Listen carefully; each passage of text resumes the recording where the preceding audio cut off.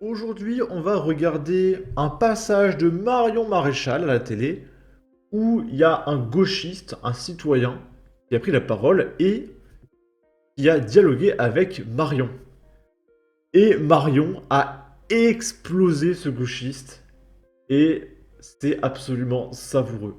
Je vais mettre un petit filtre anti-droit d'auteur.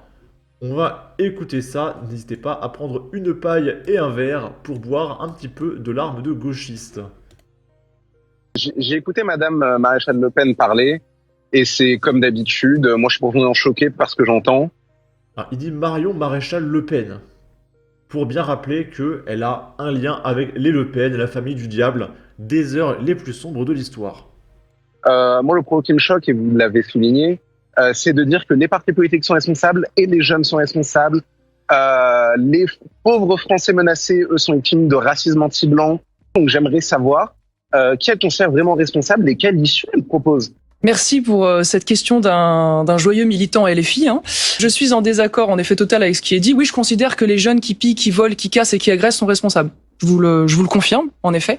Je peux poser une petite Elles sont question là. moi aussi ou pas? Évidemment. Ouais. Est-ce que vous êtes pour le droit de vote des étrangers aux élections municipales?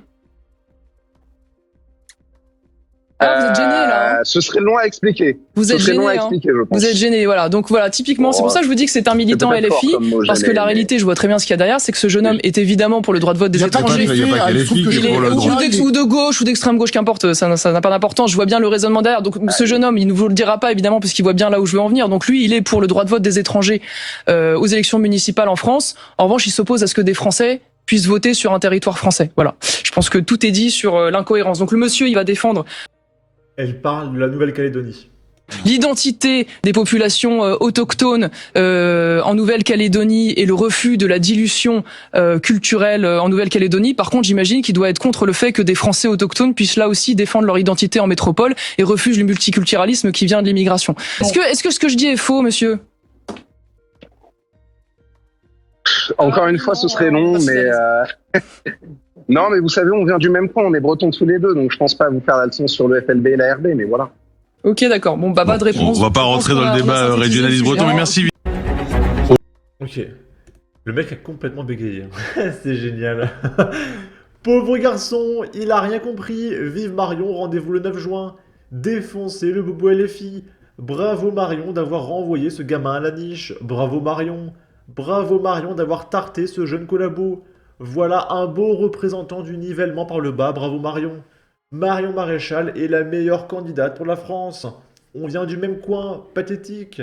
Très bonne répartie de Marion Maréchal. Bravo, je voterai pour elle. Qu'il est bête ce jeune.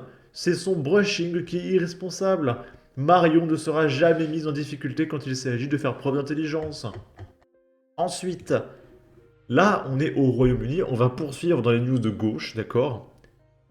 Il y a des membres de longue date du Scottish Green Party, donc c'est un peu l'équivalent de Europe Écologie Les Verts en France, d'accord, qui ont osé signer une déclaration disant que ton S de naissance est une réalité biologique. Par exemple, si tu as, on va dire, un coton-tige entre les jambes, quand tu es né, tu es un garçon. Eh bien, dire ça, c'est trop violent. Et du coup, ils ont été carrément expulsés du parti.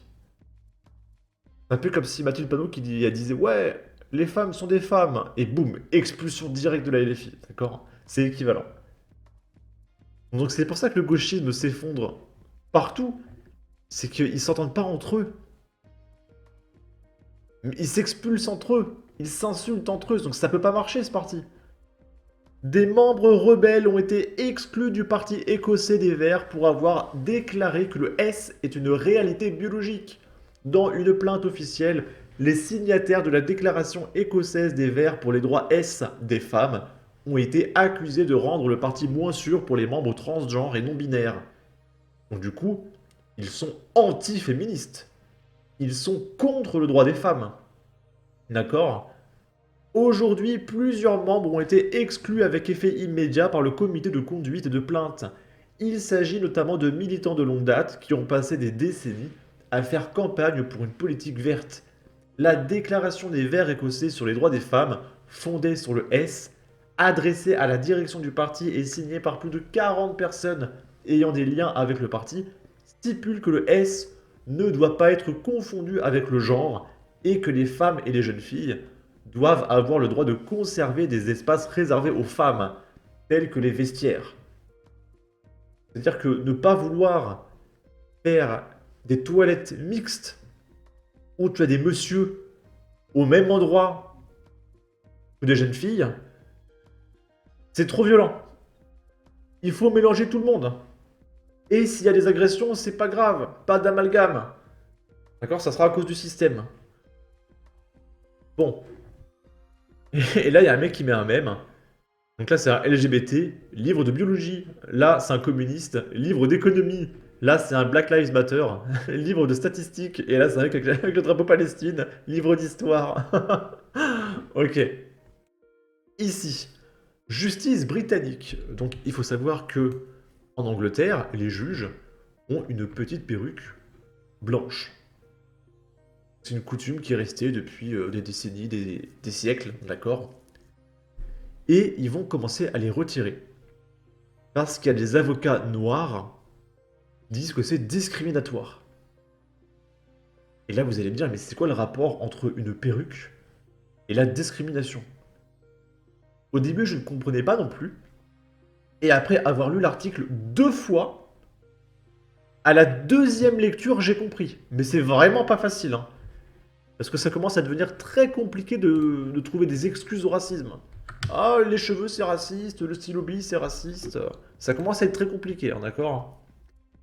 Suite à des plaintes jugeant ces coiffes discriminatoires pour les chevelures afro et archaïques, le système judiciaire britannique s'apprête à revenir sur l'obligation du code vestimentaire traditionnel. Et donc il faut comprendre ça là. Pour les chevelures afro.